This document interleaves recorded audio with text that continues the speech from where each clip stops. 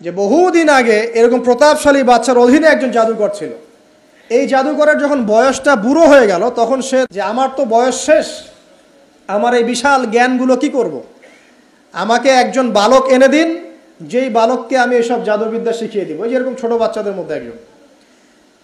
তো এরকম একটা ফুটফুটে সুন্দর বাচ্চাকে খুঁজে বের করা হলো, যে বাচ্চাটা বিচক্ষণ। একে নিয়ে আসা হলো জাদুকরের কাছে। এবার জাদুকর তাকে জ্ঞান শিখায়, জাদু শিখায়। জাদু শিখাতে শিখাতে শিখাতে শিখাতে সে একটু পরিণত হচ্ছে, মানে কৈশোরে পদার্পণ করলো। এখন সে যখন জাদু শিখতে আসে, আসার পথে রাস্তায় দেখে একজন পাদ্রী আছে। পাদ্রী মানে কি? পাদ্রী মানে দরবেশ, মানে যে আল্লাহ বিশ্বাস করে, হয়তো আগেকার আসমানি কিতাবে সে বিশ্বাস করত। এমন একজন পাদ্রীর সন্ধান সে পায়। সে ওই পাদ্রীর কাছে গিয়ে বসে। সেই পাদ্রী তাকে আসমানি কিতাবের যে মর্ম, যে বাণী, এগুলো শোনায়। তার কাছে খুব ভালো লাগে যে মাশাআল্লাহ, এটার ইমানের স্বাদ। যখন কোরআন শুনি আমাদের ভালো লাগে না, আসমানি কিতাব যখন শুনে তার কাছে ভালো লাগে। সে বলে যে আমি এটা শিখতে চাই। তখন এই পাদ্রী তাকে বলে, তুমি তো জাদু শিখতে যাও এই বাদশার দরবেশের বাদশার জাদুকরের কাছে, যদি ওরা জানতে পারে তাহলে তো সমস্যা। তাহলে উপায় কি?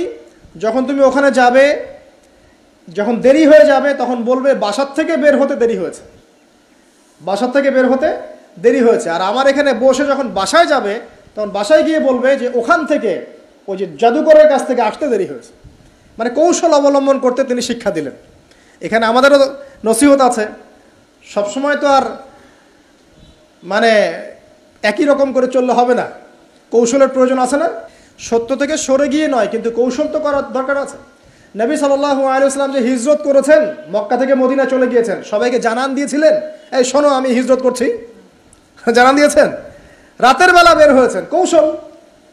রাতের বেলা বের হন নাই, এবং তাকে মারার জন্য চারপাশ থেকে লোক ঘিরে রেখেছিল। এর মধ্য দিয়ে আল্লাহ রাব্বুল আলামিন তাকে বের করে নিয়ে গেছে। তিনি কি সবার সামনে ফেসবুকে জানান দিয়েছে, এই দেখো আমরা বেরোচ্ছি? তো তোমরা তো কৌশলই বুঝো না দিনের কাজের। যে কাজ হবে 1%, আইওয়াশ হবে 99%। এখনকার এই যুগ, হ্যাঁ, দিনের কাজ হবে 1%, আইওয়াশ শোডাউনই বেশি।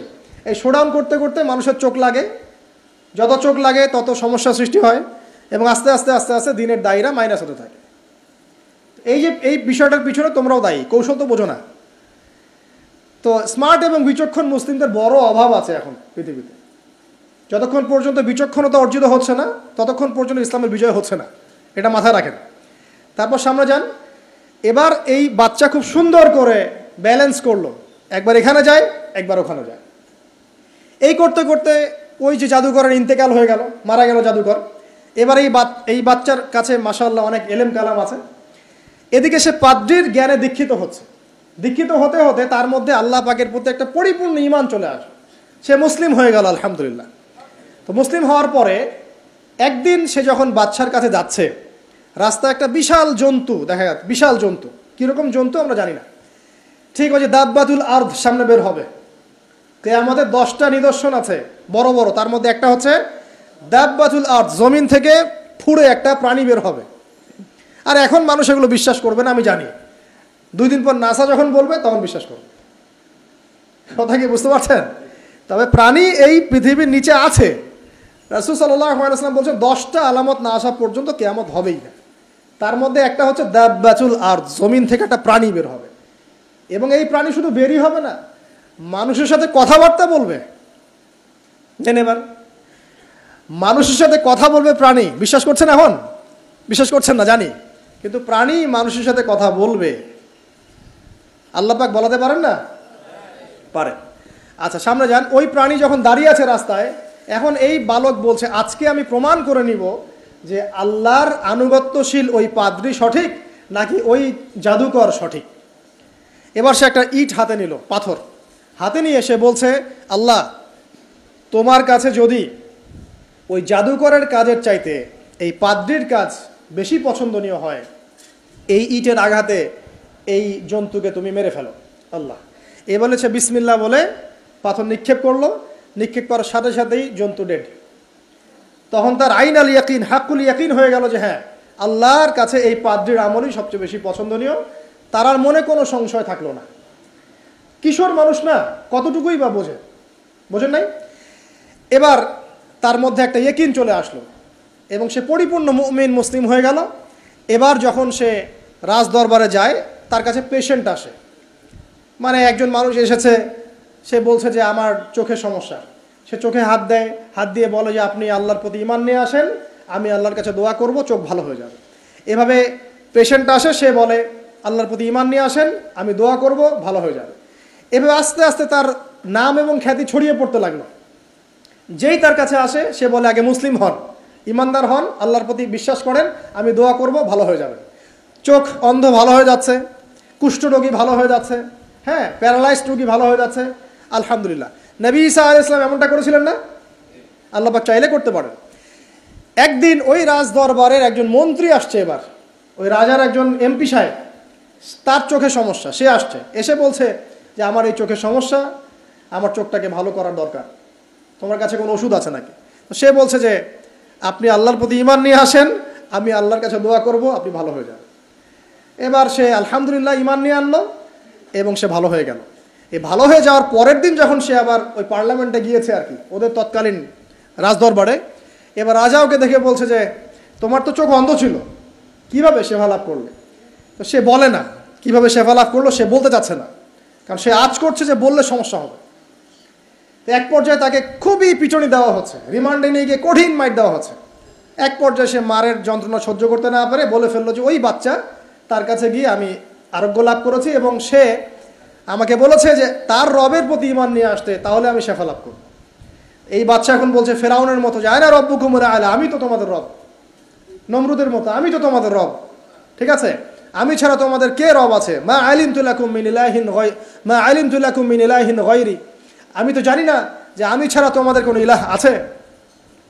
এবার এই লোকটাকে হত্যা করা হলো, এই এমপি সাহেবকে হত্যা করা হলো, বিকজ সে ঈমান নিয়ে আসে। এবার সেই বালককে ডেকে আনা হচ্ছে, বলা হচ্ছে বলো তুমি নাকি তোমার রবের নাম দিয়ে মানুষের ট্রিটমেন্ট করা শুরু করেছো? তখন সেই বালক বলছে হ্যাঁ, আমি এক আল্লাহর প্রতি বিশ্বাস করি এবং তার রাসূলের প্রতি বিশ্বাস করি, তার প্রেরিত আসমানি কিতাবে বিশ্বাস করি। এখন রাজা বলছে আমি ছাড়া তোমাদের কোনো ইলাহ আছে আমি তো জানি না। এই সৈন্যবাহিনী শোনো, এই বালককে ধরো, ধরে নিয়ে গিয়ে উঁচু পাহাড়ে নিয়ে যাও, ওখান থেকে ফেলে দাও। কথা বুঝতে পারছেন? এবার তাকে নিয়ে যাওয়া হলো, ক্রস ফায়ার দেওয়া হবে, এবার উপরে নেওয়া হয়েছে, একদম পাহাড়ের উপরে। এবার ওই বালক উপরে উঠে একটা দোয়া করছে, এই দোয়াটা সবাই শিখে নেন। ওই বালক উপরে উঠে দোয়া করছে আল্লাহুম্মা কফিনিহিম বিমা শি'তা, আল্লাহুম্মা কফিনিহিম বিমা শি'তা, আল্লাহুম্মা কফিনিহিম বিমা শি'তা। পাহাড় থরথর করে কাঁপা শুরু করলো এবং ওই সৈন্যবাহিনী পাহাড় থেকে পড়ে গেল, বালকের কিচ্ছু হলো না। আমি কিন্তু বানোয়াট কোনো গল্প বলছি না, এটা কোরআন থেকে বলছি এবং এটা তাফসীর, আপনি যে কোনো তাফসীর পড়েন, মারিফুল কোরআন, তাফসীর ইবনে কাসির, জালালাইন পড়ে দেখেন, জাস্ট পড়ে দেখেন আমার সাথে ডিবেট করার আগে। এবার সে বালক হেঁটে হেঁটে চলে আসলো রাজদরবারে। আবার কি ব্যাপার, তুমি মরো নাই? না, আল্লাহ আমাকে বাঁচিয়েছেন, আমার রব আমাকে বাঁচিয়েছেন। আবার পাঠানো হচ্ছে আরেক দল সেনাবাহিনীকে নিয়ে, যাও এবার ওকে সমুদ্রে নিয়ে যাও, সমুদ্রের মাছ সমুদ্রে ডুবিয়ে দিবে একদম। আবার সে ওখানে গিয়ে বলল আল্লাহুম্মা কফিনিহিম বিমা শি'তা, হে আল্লাহ, অর্থ হচ্ছে হে আল্লাহ, আমার বিপক্ষে যারা আছে আপনি যা দিয়ে ইচ্ছা ওদের বিরুদ্ধে আমাকে সাহায্য করেন। অর্থটা হচ্ছে এমন, আল্লাহুম্মা কফিনিহিম বিমা শি'তা, আল্লাহ আপনি আমার জন্য যথেষ্ট হয়ে যান, ওদের বিরুদ্ধে আমার জন্য যথেষ্ট হয়ে যান, যা ইচ্ছা তাই দিয়ে আপনি হেদায়েত করুন, মানে আমাকে হেফাজত করুন, ঠিক আছে? আল্লাহুম্মা কফিনিহিম বিমা শি'তা, ছোট্ট দোয়া। এবার ওই সমুদ্র উত্তাল হওয়া শুরু করলো এবং ওরা জাহাজ থেকে পড়ে গেল। এই বাচ্চা সেফলি আবার চলে আসলো রাজদরবারে, বিশ্বাস করছেন না? চলে আসলো। এবার আসার পরে বলছে শোনেন, আমাকে এভাবে মারতে পারবেন না, আমাকে এইভাবে মারা যাবে না, আমি আপনাদেরকে বলে দিচ্ছি কিভাবে আপনি আমাকে মারতে পারবেন। তো বাচ্চা বলছে কিভাবে মারতে পারবো বলো? তখন সেই বাচ্চাটা বলছে যে আপনি সমস্ত এলাকার মানুষকে এক জায়গায় জড়ো করবেন, মানে পুরো নেশনের যত মানুষ সবাইকে একটা মাঠে নিয়ে আসবেন, মাঠের মাঝখানে একটা গাছ রোপণ করবেন বা একটা কিছু স্তম্ভ নির্মাণ করবেন, সেখানে আমাকে বেঁধে ফেলবেন। বেঁধে ফেলার পরে আমার এই ধনুক থেকে একটা তীর বের করবেন, তীর বের করে আপনি নিজ হাতে এই তীরটাকে নিশানা দিবেন, দিয়ে বলবেন বিসমিল্লাহ আল্লাহর নামে, বিসমিল্লাহ আল্লাহর নামে, বিসমিল্লাহি রব্বি হাযাল গোলাম বলে ছুড়বেন।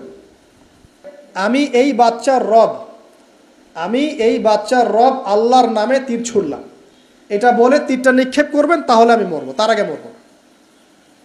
কথা কি বুঝতে পারছি? এবার তাই করা হলো, সমস্ত এলাকার মানুষকে এখানে জড়ো করা হলো।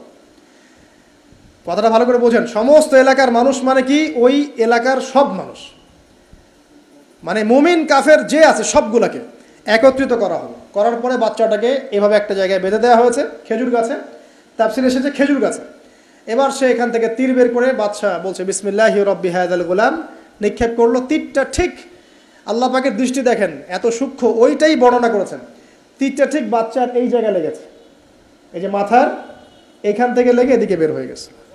ছেলেটা বাচ্চা ওই বাচ্চা ছেলেটার এই যে কপালের এই পার থেকে এই পার পর্যন্ত তীর চলে গেল এবং বাচ্চাটা শহীদ হয়ে গেল আলহামদুলিল্লাহ। এবং এই বাচ্চাটা যখন মারা গেল বা শহীদ হয়ে গেল, আর সারা এলাকার মানুষ কি দেখলো? দেখলো যে বাচ্চা তাকে দুইবার চেষ্টা করে মারতে পারে নাই, কিন্তু তার রবের নাম যখন নেওয়া হয়েছে, আল্লাহর নাম নেওয়া হয়েছে, মারতে পেরেছে। দেন পুরো এলাকার সমস্ত মানুষ মুসলিম হয়ে গেল আলহামদুলিল্লাহ। একজন বাচ্চার জীবনের বিনিময়ে সমস্ত এলাকার মানুষ ইসলামের হেদায়েত পেয়ে গেল আলহামদুলিল্লাহ। এবার বাচ্চার মাথা তো আরো খারাপ, একটাকেই সামলাতে পারছিলাম না, এবার তো সমস্ত এলাকার মানুষ মুসলিম হয়ে গেছে। এখন কি করবেন? এখন সেনাবাহিনীকে আদেশ করা হয়েছে সমস্ত মানুষগুলোকে জড়ো করো, জড়ো করে একটা গর্ত খোঁড়ো, একটা গর্ত খুঁড়ে সেখানে আগুন জ্বালাও, আগুন জ্বালিয়ে সমস্ত মানুষকে ফেলে দাও। দৃশ্যটাকে কল্পনা করতে পারছেন? একটা পুরো এলাকার মানুষকে একটা মাঠের মধ্যে একত্রিত করে সেখানে আগুন জ্বালিয়ে সবাইকে সেখানে ফেলে দেওয়া হলো এবং তারা চতুর্দিক থেকে এটাকে অবলোকন করতে লাগলো, মজা উপভোগ করতে লাগলো। এটাই আল্লাহ পাক বলছেন কুতিলা আসহাবুল উখদুদ ইয হুম আলাইহা কুউদ ওয়া হুম আলা মা ইয়াফআলুনা বিল মুমিনিনা শুহুদ। শেষ পর্যায়ে তাফসীরে এসেছে, শেষ পর্যায়ে একজন মায়ের কোলে একটা ছোট্ট বাচ্চা ছিল, তো সেই মা নিজে লাভ দিবে এটাতে তার কোনো সমস্যা নেই, কিন্তু বাচ্চাটাকে নিয়ে লাভ দেওয়ার জন্য সে ইতস্তত বোধ করছে। তখন আল্লাহ রাব্বুল আলামিন সেই ছোট্ট বাচ্চাটা জবানের মধ্যে আল্লাহর কুদরত নিদর্শন নাজিল করলেন, ওই বাচ্চাটা কথা বলা শুরু করলো। সেই বাচ্চাটা বলল, শব্দটা এমন এসেছে, ইয়া উম্মা, হে আমার মা, লা তাখাফি, তুমি ভয় করো না, ফাইন্নাকি আলাল হক, কারণ আপনি সত্যের উপরে আছেন, লাভ দিন। যারাই সে অগ্নিকুণ্ডে সেদিন লাভ দিয়েছে তারাই জান্নাতের স্বাদ পেয়েছে আলহামদুলিল্লাহ। এই হলো আসহাবুল উখদুদের ঘটনা।